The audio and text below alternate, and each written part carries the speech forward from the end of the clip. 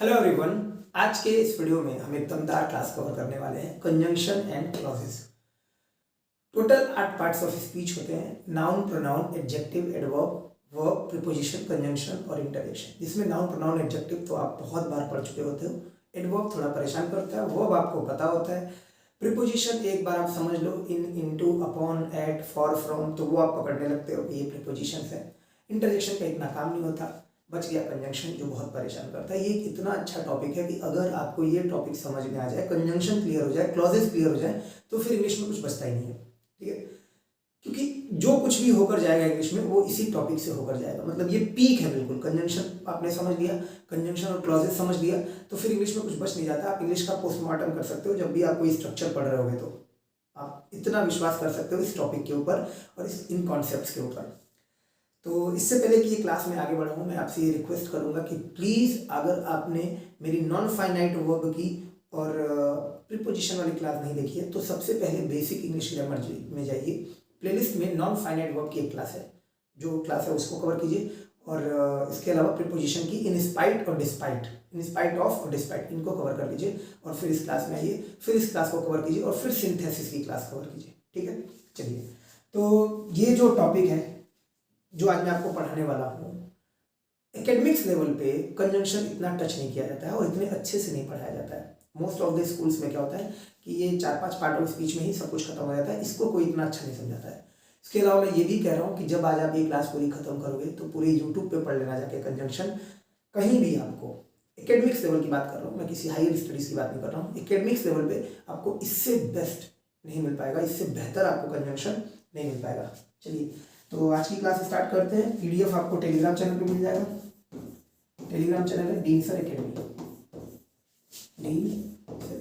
आपने बहुत बार पढ़ा होगा कि कंजंक्शन और बहुत तरीके से पढ़ा होगा, लेकिन आज जब मैं पढ़ाऊंगा तो आपको बिल्कुल क्रिस्टल क्लियर, जो कहते हैं वो ट्रांसपेरेंट, जो ट्रांसपेरेंसी जो होती है, पानी के अंदर आपको कोई चीज़ नीचे दिखाई दे रही हो, उस तरह से कंजंक्शन आपको पूरी तरह से दिखाई देगा। ठीक, तो ये पीडीएफ आपको मिल जाएगा टेलीग्राम पे। सबसे पहले कंजंक्शन की डेफिनेशन को समझते हैं कि कंजंक्शन होता क्या है। कंजंक्शन इज अ वर्ड और a group of words. Conjunction एक वर्ड हो सकता है, एक ग्रुप ऑफ वर्ड्स हो सकता है that joins together words, phrases and clauses. तो वर्ड्स को जोड़ने के लिए, फ्रेजेस को जोड़ने के लिए, क्लॉजेस को जोड़ने के लिए कंजंक्शन का यूज करते हैं। आप कह सकते हैं कि कंजंक्शन कनेक्टिंग वर्ड्स है, कंजंक्शन लिंकिंग वर्ड्स है, कंजंक्शन एक तरह का कनेक्टर है। ठीक, जोड़ने के लिए हम क्या यूज करते हैं, कंजंक्शन।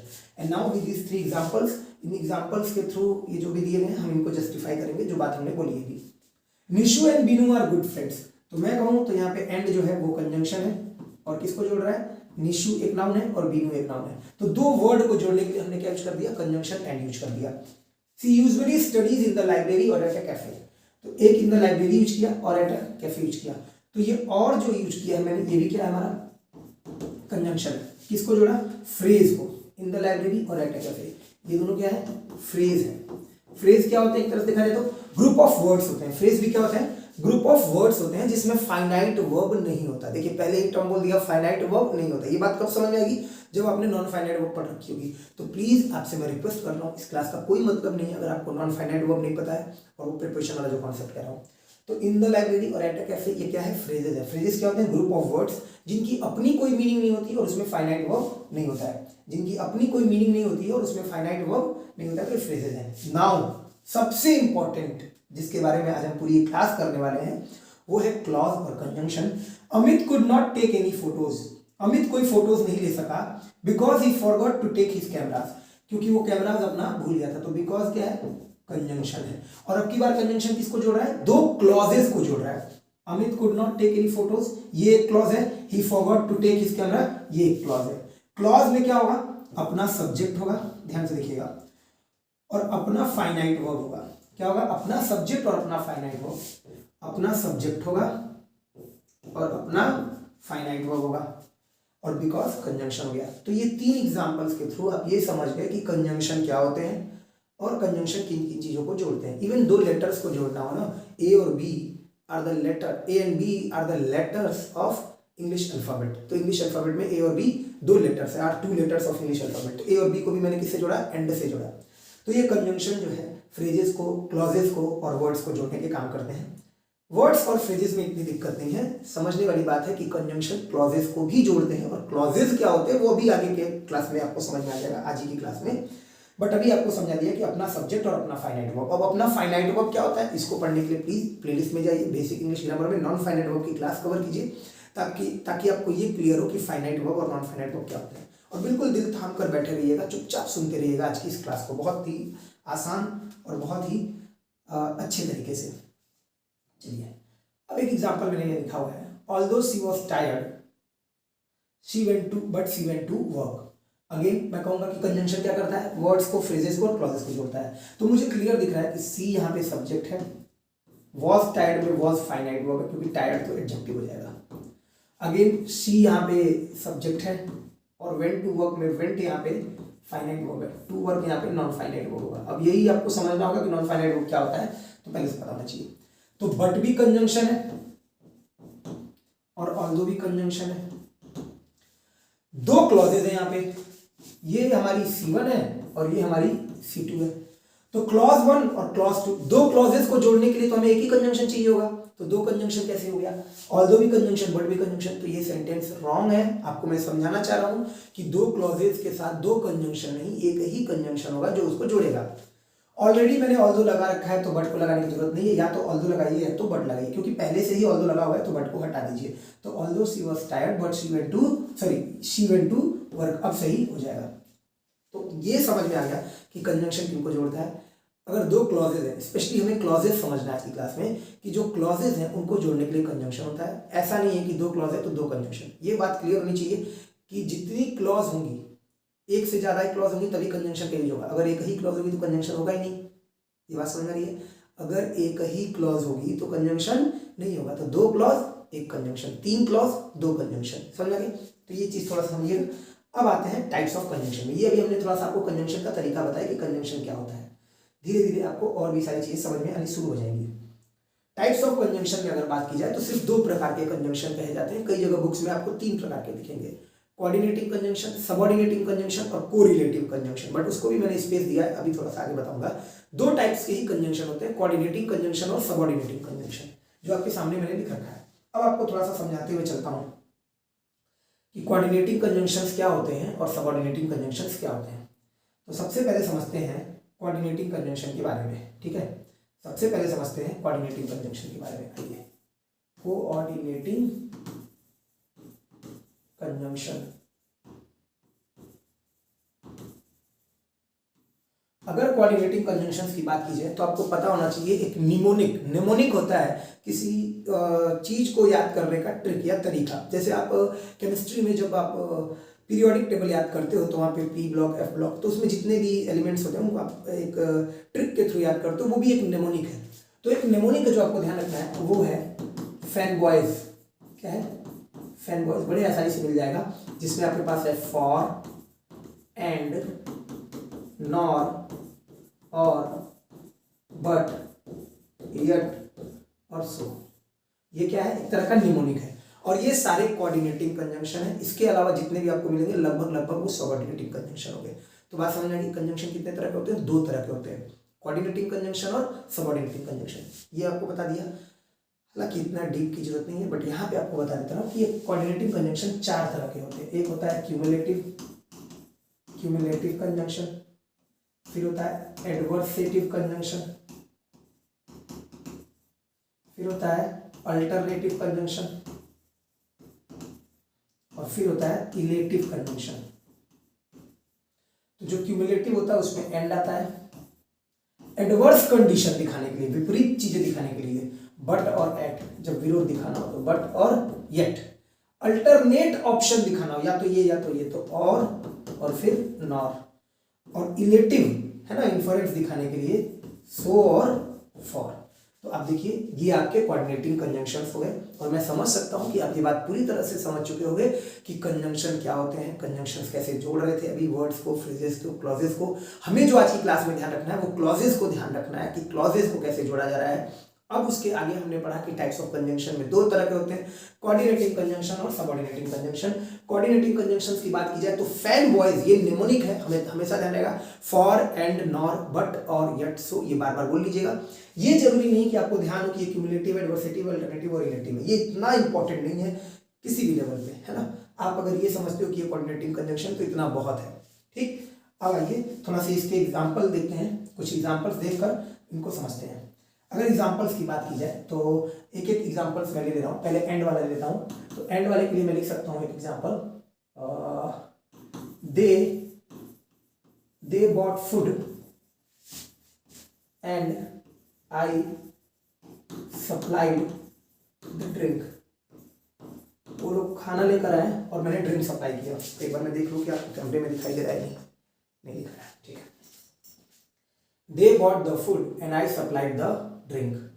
वो लोग खाना लेकर आए और मैं ड्रिंक लेकर आया। अभी क्लियर है, ठीक। They bought the food and I supplied the drink. फिर सेकंड एग्जांपल देखो, एक एंड का हो गया। फिर आप एक एग्जांपल बट का लिख सकते हो, she worked hard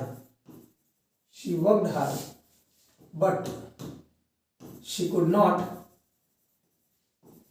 win the race. बहुत मेहनत की लेकिन वो रेस नहीं जीत सकी, she could not win the race. ये बट का हो गया। फिर आप एक और का यूज कर लो, एक एडवर्सेटिव, एक क्यूमुलेटिव, एक और का यूज कर लो, you can have a home cooked meal. या तो घर का खाना खा लो और you can go to a nearby restaurant.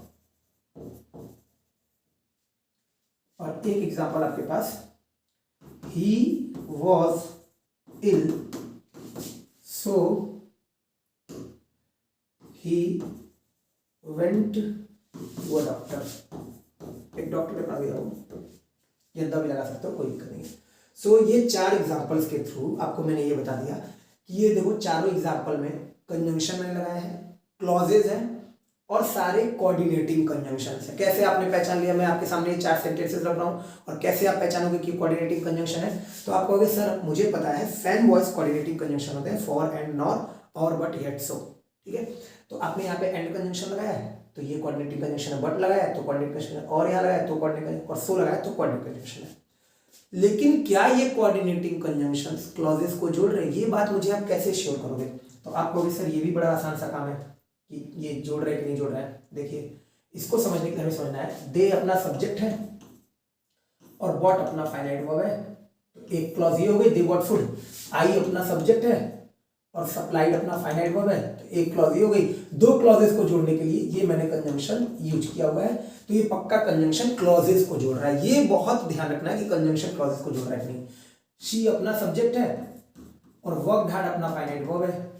सी अपना सब्जेक्ट है, could not win the race, तो कुड नॉट विन फिर यहाँ पे फाइनाइट वर्ब है, तो बट यहाँ पे फिर से क्या हो जाएगा, कंजंक्शन हो जाएगा। यू कैन हैव, तो यू अपना सब्जेक्ट हो जाएगा, कैन हैव फिर से finite verb, you can go subject finite verb, तो और यहाँ पे कंजंक्शन, और ऐसे ही यहाँ पे सो कंजंक्शन। तो ये सारे कौन से कंजंक्शन थे, कोऑर्डिनेटिंग कंजंक्शन थे सारे। और किसको जोड़ रहे थे, क्लॉजेस को जोड़ रहे थे। क्या ये बात पूरी तरह से आपको समझ में आ गई कि दो तरह के कंजंक्शंस होते हैं, कोऑर्डिनेटिंग और सबऑर्डिनेटिंग, जिसमें आपको कोऑर्डिनेटिंग कंजंक्शन मैंने आपको समझा दिया, ठीक। अब बात करते हैं सबऑर्डिनेटिंग कंजंक्शंस की।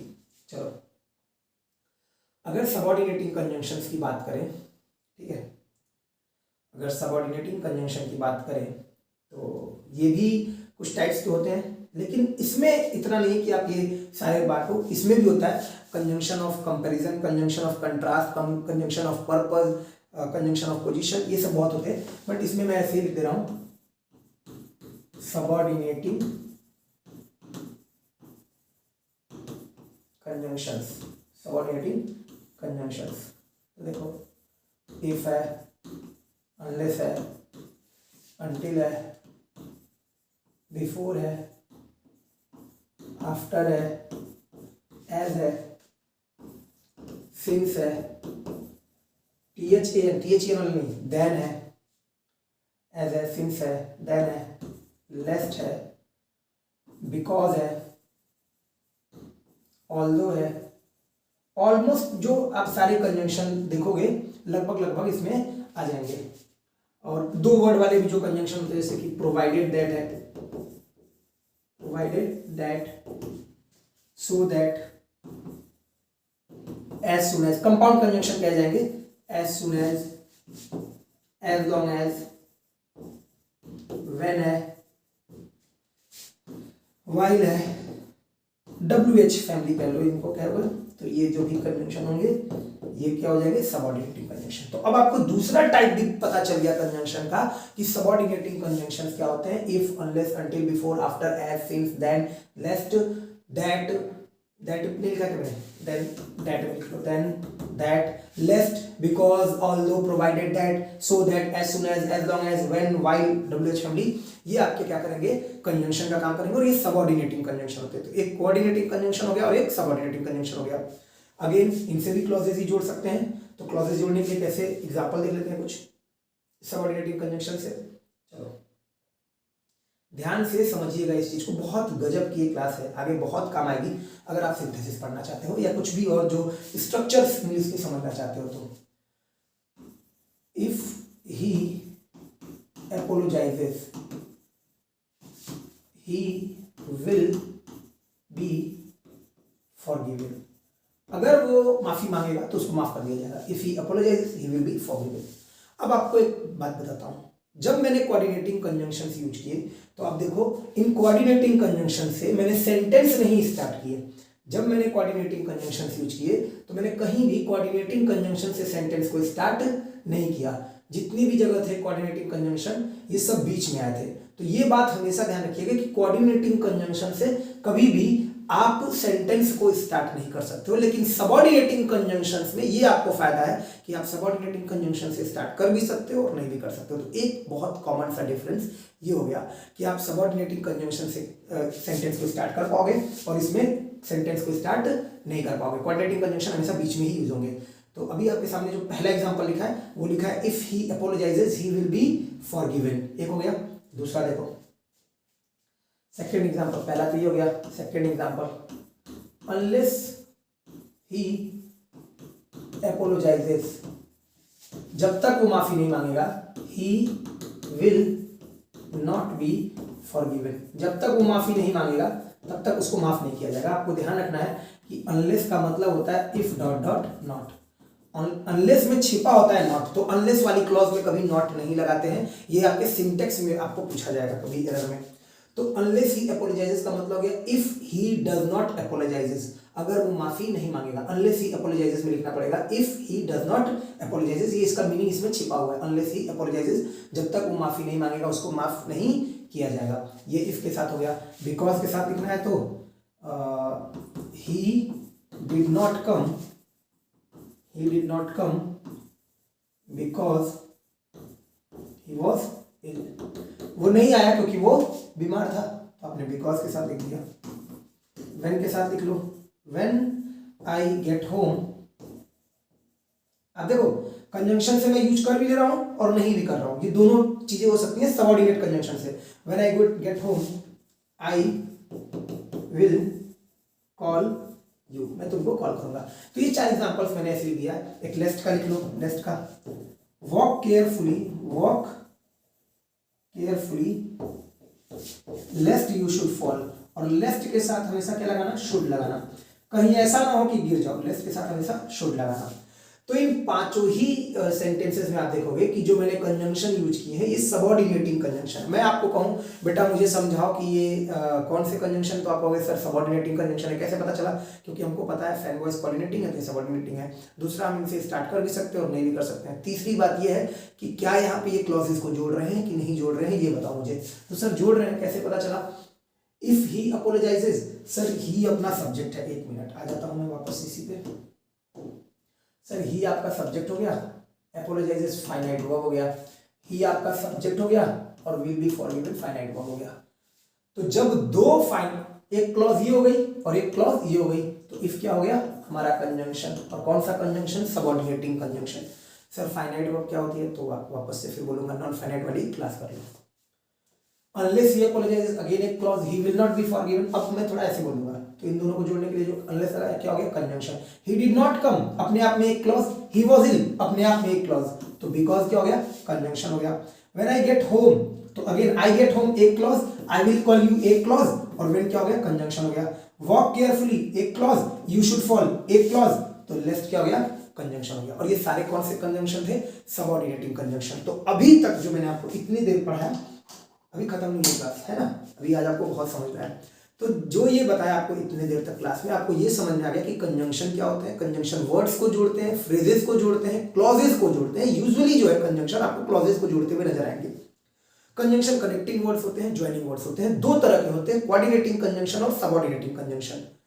कोऑर्डिनेटिंग कंजंक्शन फैनबॉयज है और रेस्ट सबऑर्डिनेटिंग कंजंक्शन है। कुछ आपको ध्यान रखिएगा, if, unless, until, before, after, because, since, then, that, lest, as soon as long as, provided that, ये जितने भी और दे रखे थे, तो ये आपके सबऑर्डिनेटिंग कंजंक्शंस हो जाएंगे।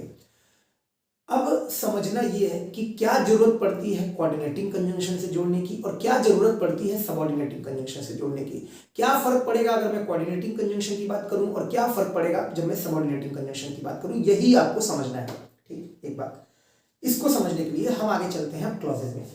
ठीक है, एक कोरिलेटिव कंजंक्शन थोड़ा सा समझ लेते हैं।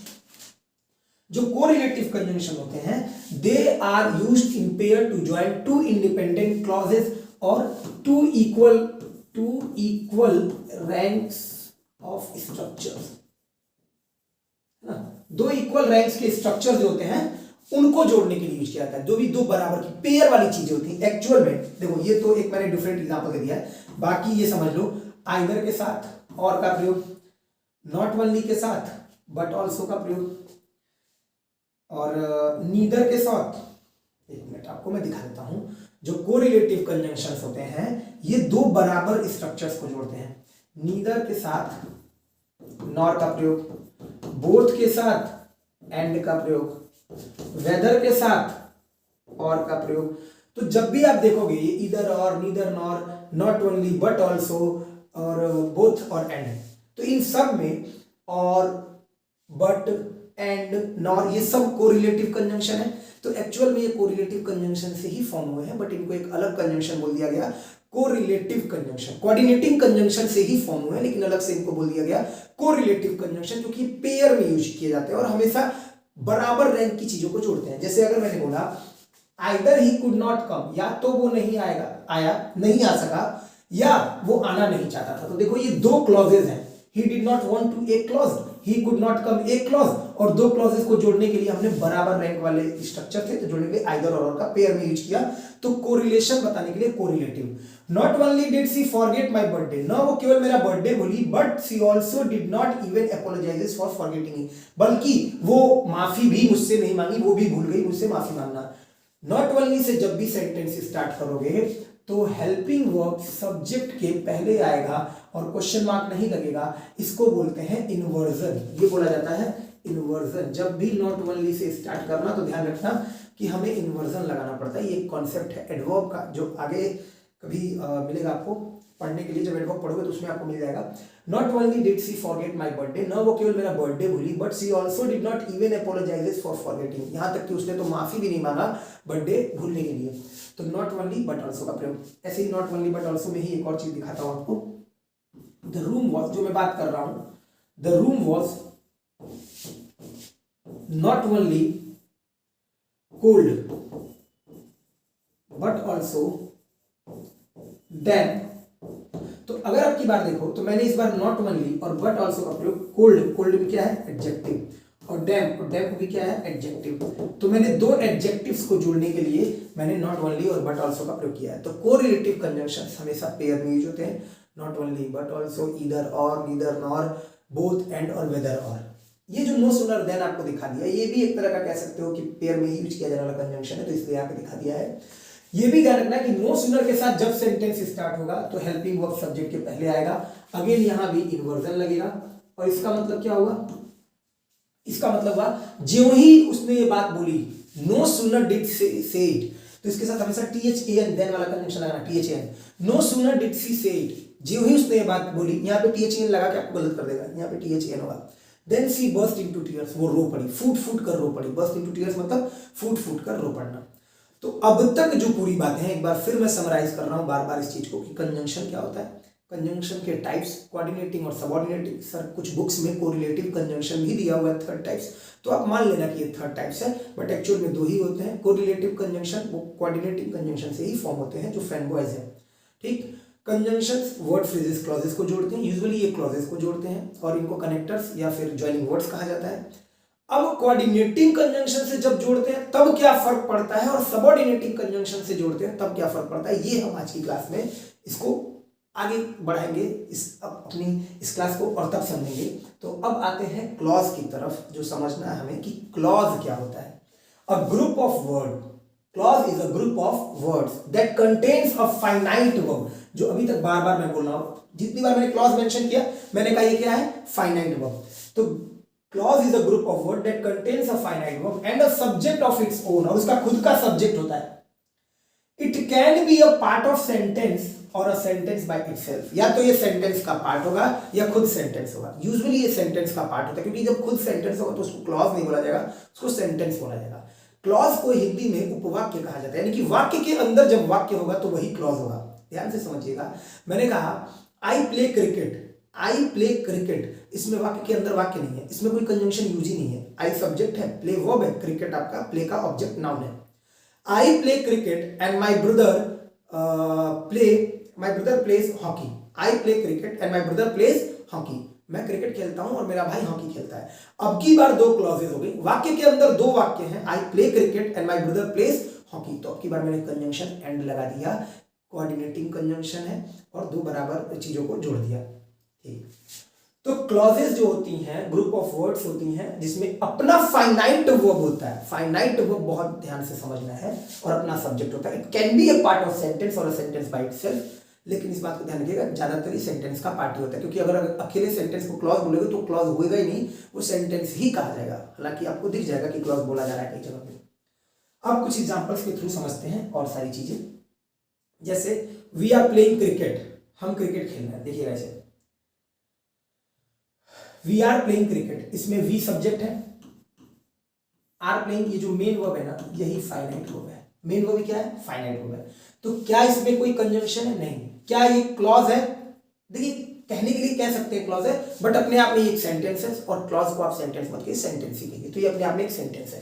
हालांकि कुछ लोग कहेंगे आपको कि ये भी एक क्लॉज है ना, सिंगल क्लॉज वाली सेंटेंस है।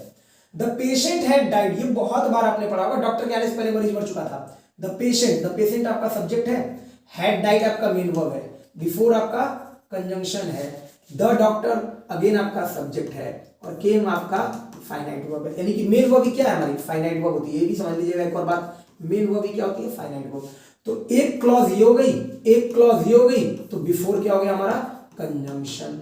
सर कौन सा कंजंक्शन है, सबऑर्डिनेटिंग कंजंक्शन। कैसे पता चला, सर हमने पढ़ लिया सर, कोऑर्डिनेटिंग फैनबॉयज है, बाकी सबऑर्डिनेटिंग है, तो बिफोर हमारा सबऑर्डिनेटिंग कंजंक्शन है। I am glad to meet you, तो सर यहाँ पे आई आपका सब्जेक्ट है, बिल्कुल सही है। एम यहाँ पे फाइनाइट वर्ब है, यानी कि मेन वर्ब है। ग्लैड मेन वर्ब नहीं है क्या सर, नहीं सर बिल्कुल, ये एडजेक्टिव है। सर मीट भी तो मेन वर्ब हो सकता है, बिल्कुल नहीं बेटा, टू मीट आपका नॉन फाइनाइट वर्ब है, इसीलिए कहा है कि नॉन फाइनाइट वर्ब पढ़ लो। टू मीट आपका नॉन फाइनाइट वर्ब है, तो ये तो सर बिना कंजंक्शन वाली कोई कंजंक्शन है ही नहीं, बिल्कुल कंजंक्शन नहीं है, ये बिना कंजंक्शन की सेंटेंस है। हैविंग कंप्लीटेड माय वर्क, अपना काम पूरा करने के बाद, अगेन ये नॉन फाइनाइट वर्ब है, नॉन फाइनाइट वर्ब है। और आई वेंट टू वर्क, एक ही मेन वर्ब है, आई वेंट टू मार्केट, और यही सब्जेक्ट है, ये सिंगल क्लॉज है, इसमें भी कोई कंजंक्शन नहीं है, एक ही जगह अभी तक कंजंक्शन यूज हुआ है इस सेंटेंस में।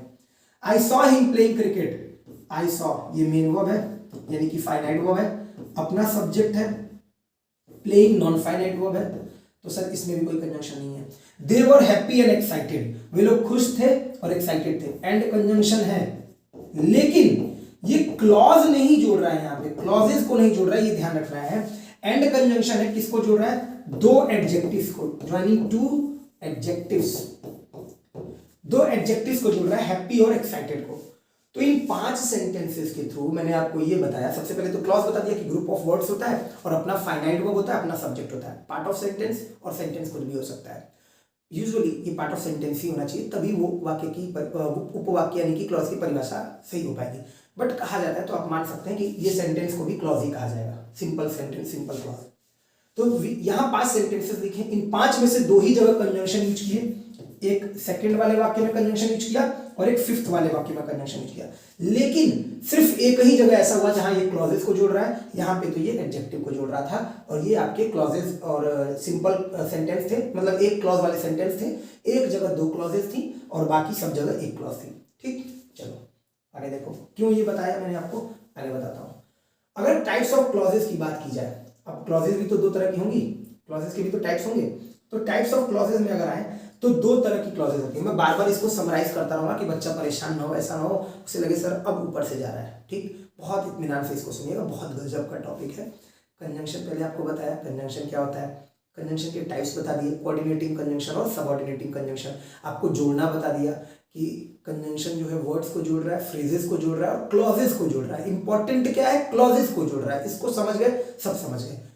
तो क्लॉजेस को जोड़ रहा है। अब वहां पे कोऑर्डिनेटिंग कंजंक्शन यूज हो रहा है कि सबऑर्डिनेटिंग कंजंक्शन हो रहा है। अगर कोऑर्डिनेटिंग कंजंक्शन जोड़ेगा तब क्या फर्क पड़ेगा क्लॉजेस को जोड़ते समय, और अगर सबऑर्डिनेटिंग कंजंक्शन जोड़ेगा तब क्या फर्क पड़ेगा। मैंने ये 5 सेंटेंसेस क्यों दिए थे, मैंने आपको ये दिखाया कि एक बार बिना क्लॉज के भी सेंटेंस है, मतलब उसमें कोई कंजंक्शन नहीं है। जब 2 क्लॉजेस है तो एक कंजंक्शन लगेगा ही लगेगा, वो आपको दूसरा वाला सेंटेंस बताया। और एक सेंटेंस ऐसा भी बताया कि कंजंक्शन है लेकिन वो क्लॉजेस को नहीं जोड़ रहा है, 2 वर्ड्स को, they were happy and excited, जैसे मैं पहला बताया था example, Nishu and Binu are good friends. ठीक, अब टाइप्स ऑफ क्लॉजेस में 2 तरह की होती हैं, इंडिपेंडेंट और प्रिंसिपल क्लॉज। अगर मैं ऐसे ही डायरेक्ट बोल दूं तो देखिए ये ऐसा होता है, 2 तरह की क्लॉजेस होती हैं, एक डिपेंडेंट जो डिपेंड हो और एक इंडिपेंडेंट जो डिपेंड ना हो। एक प्रिंसिपल क्लॉज या मेन क्लॉज बोली जाएगी, जो डिपेंड नहीं होगी उसको क्या बोलेंगे, प्रिंसिपल क्लॉज या मेन क्लॉज, किसी चीज पे डिपेंड ही नहीं है। और जो डिपेंड होगी वो तो डिपेंडेंट क्लॉज कही जाएगी या सबऑर्डिनेट, अधीनस्थ, सबऑर्डिनेट क्लॉज। तो क्लॉजेस 2 तरह की होती हैं, प्रिंसिपल क्लॉज या मेन क्लॉज और सबऑर्डिनेट क्लॉज। ठीक है, टाइप्स ऑफ क्लॉजेस में 2 क्लॉजेस होती हैं, एक डिपेंडेंट क्लॉज, एक इंडिपेंडेंट। डिपेंड मतलब जो दूसरे पे डिपेंड करे तो उसको बोलेंगे सबऑर्डिनेट, और जो इंडिपेंडेंट जो किसी पे डिपेंड ना हो तो वो मेन, प्रिंसिपल। तो ये पहला है इंडिपेंडेंट क्लॉज या प्रिंसिपल क्लॉज, मेन क्लॉज। ऐसी क्लॉजेस, क्लॉजेस मतलब क्या, जिनमें अपना सब्जेक्ट प्लस अपना फाइनाइट वर्ब, ये बात समझ आ गई होगा इतनी बार बोलते बोलते, अपना सब्जेक्ट अपना फाइनाइट वर्ब। फाइनाइट वर्ब क्या, ये आप नॉन फाइनाइट वर्ब की क्लास से पढ़ लेना। Clauses that make complete sense, जो एकदम पूरा सेंस बना रही हो, ऑन देयर ओन, अपने ऊपर, मतलब उन क्लॉजेस को डिपेंड नहीं होना पड़ता है अपना मीनिंग देने के लिए, तो that are called independent clause. उसको हम क्या बोलेंगे, इंडिपेंडेंट क्लॉज बोलेंगे। Clauses that make complete sense on their own are called independent clause. Shreya wrote the essay, Shreya आपकी सब्जेक्ट हो गई, रोट आपका फाइनाइट वर्ब हो गया, and Shraddha wrote the article, तो श्रद्धा आगे सब्जेक्ट हो गया और रोट आपका फाइनाइट वर्ब हो गया।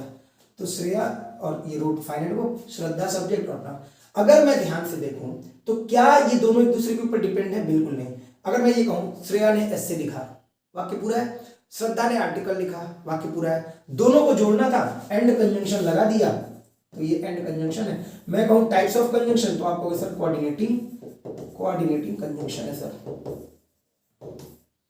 ठीक है, आपको पता ही चल चुका है। और ये अपने आप में एक क्लॉज है, ये अपने आप में एक क्लॉज है, और ये कैसी क्लॉजेज है, इंडिपेंडेंट क्लॉजेज। अब आपको ये समझ में आ गया कि ये कैसी क्लॉजेज है, इंडिपेंडेंट क्लॉजेज। क्यों इंडिपेंडेंट क्लॉजेज है, क्योंकि सर इनको अपनी मीनिंग कन्वे करने के लिए किसी पे डिपेंड नहीं होना पड़ रहा है। अब बात करते हैं डिपेंडेंट क्लॉज की। अगर डिपेंडेंट क्लॉज की बात करें या सबऑर्डिनेट क्लॉज, इसी को क्या बोलेंगे, subordinate clause. Clauses that can not make complete sense on their own. भाई सीधी सी बात है, अगर वो अपने मीनिंग को कन्वे कर लेंगी तो ये अपनी मीनिंग को कन्वे नहीं कर पाएंगी, ये किसी और के ऊपर डिपेंड होंगी, तो वो हो जाएंगी सबऑर्डिनेट क्लॉज। फिर से सुनिएगा, clauses that can not make complete sense on their own and depend on the main clause to make their meaning complete are called dependent और सबऑर्डिनेट क्लॉज। तो फिर वही सबऑर्डिनेट क्लॉज हो जाएंगी। ठीक है, बात समझ आ गई। अब एग्जांपल के थ्रू बड़े आसानी से आपको समझ में आ जाएगा। He did not play because he was ill, वो नहीं खेला क्योंकि वो बीमार था। समझिएगा एक बार, अगर मैं बोलता क्योंकि वह बीमार था, क्योंकि वह बीमार था, तो क्या ये बात अपने आप में पूरी हो पाती, क्योंकि वह बीमार था? नहीं, हमें बोलना पड़ा वह नहीं खेला, ये तो अपने आप में पूरा है, लेकिन क्योंकि वह बीमार था, क्या ये बात अपने आप में पूरा है? तो बिल्कुल नहीं है। यानी कि ये बात डिपेंड है किस पे, इस पे। तो ये सबऑर्डिनेट क्लॉज है, और ये मेन क्लॉज है,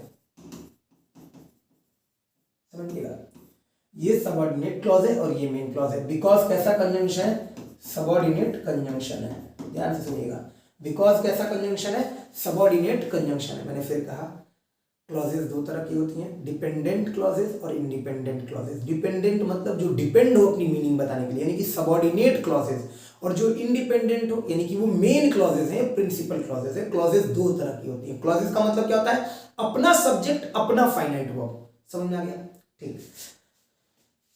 एग्जाम्पल के थ्रू समझ में आ गया, सबऑर्डिनेट कंजंक्शन और कोऑर्डिनेट कंजंक्शन से जुड़ रही है। तो अब एक बार ये भी देख रहे होगे, अगर सबऑर्डिनेट कंजंक्शन से जुड़ेगी तो वो क्लॉज ही क्या बोली जाएगी, सबऑर्डिनेट क्लॉज। फिर से सुनिएगा, सबऑर्डिनेट कंजंक्शन से जब भी आप जोड़ोगे क्लॉज को, तो वो जो सबऑर्डिनेट कंजंक्शन के साथ क्लॉज लिखी जाएगी वही सबऑर्डिनेट क्लॉज होगी।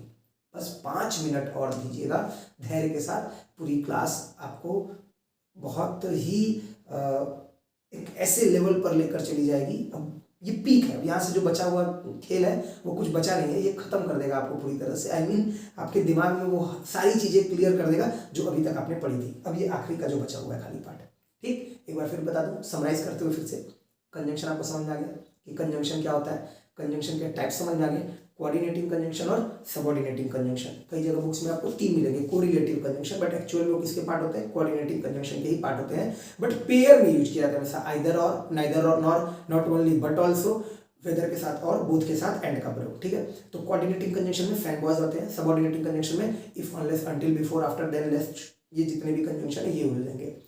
इनसे हम क्या करते हैं, वर्ड, फ्रेजेस, क्लॉजेस जोड़ते हैं। बट इंपॉर्टेंट क्या है कि हम क्लॉजेस जोड़ते हैं, और यही मायने रखता है कि कब हम कोऑर्डिनेटिंग कंजंक्शन यूज कर रहे हैं, कब सबऑर्डिनेटिंग कंजंक्शन यूज कर रहे हैं। और जैसे ही हम कोऑर्डिनेटिंग कंजंक्शन यूज करेंगे तो इसका क्या फर्क पड़ेगा, और सबऑर्डिनेटिंग कंजंक्शन यूज करेंगे तो क्या फर्क पड़ेगा। अब आपको ये चीज मैं क्लियर करने जा रहा हूं कि क्या फर्क पड़ेगा। इससे पहले कि आपको ये बताऊं कि सबऑर्डिनेट क्लॉज जो होती है वो 3 तरह की होती है, नाउन क्लॉज, एडजेक्टिव क्लॉज और एडवर्ब क्लॉज।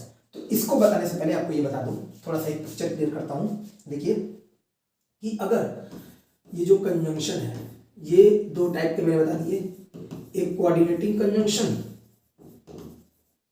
और एक सबऑर्डिनेटिंग कंजंक्शन, और क्लॉज आपको बता ही दिया। अगर किसी सेंटेंस में 2 क्लॉजेज हैं तो कंजंक्शन चाहिए ही चाहिए होगा। अब तो इतना बता ही दोगे आप यहां से, अगर किसी सेंटेंस में 2 क्लॉजेज हैं, फिर से सुनिएगा, अगर किसी सेंटेंस में 2 क्लॉजेज हैं तो हमें कंजंक्शन चाहिए ही चाहिए। अगर किसी सेंटेंस में एक ही क्लॉज है, एक सब्जेक्ट एक फाइनाइट वर्ब, क्या कंजंक्शन चाहिए, बिल्कुल नहीं चाहिए सर। कंजंक्शन तो क्लॉजेस को जोड़ने के लिए आएगा, तो वहां पे हम कंजंक्शन क्यों जोड़ेंगे। हाँ, वर्ड्स जुड़ रहे हैं तो अलग बात है, फ्रेजेस जुड़ रहे हैं अलग बात है, लेकिन क्लॉजेस जोड़ना हो और एक ही क्लॉज है तो कंजंक्शन नहीं चाहिए।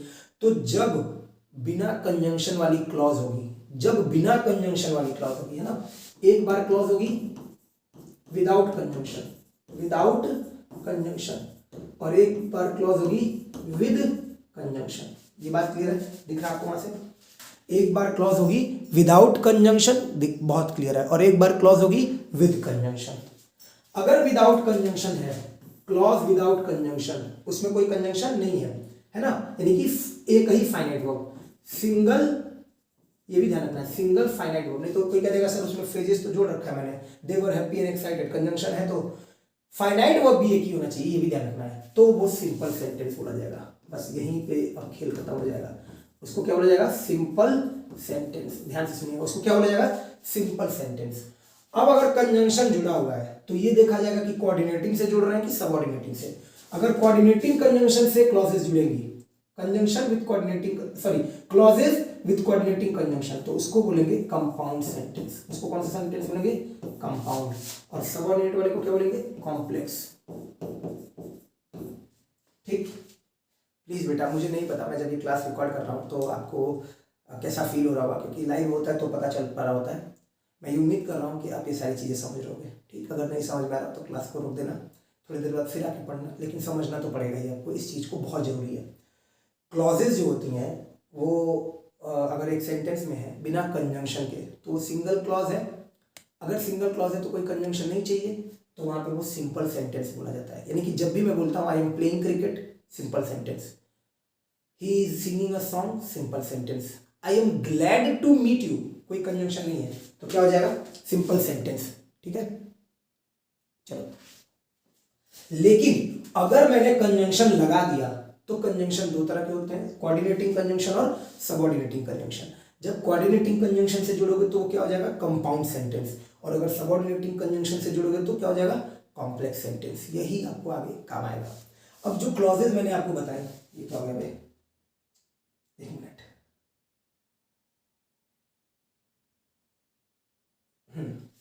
तो कोऑर्डिनेटिंग कंजंक्शन और सबऑर्डिनेटिंग कंजंक्शन। तो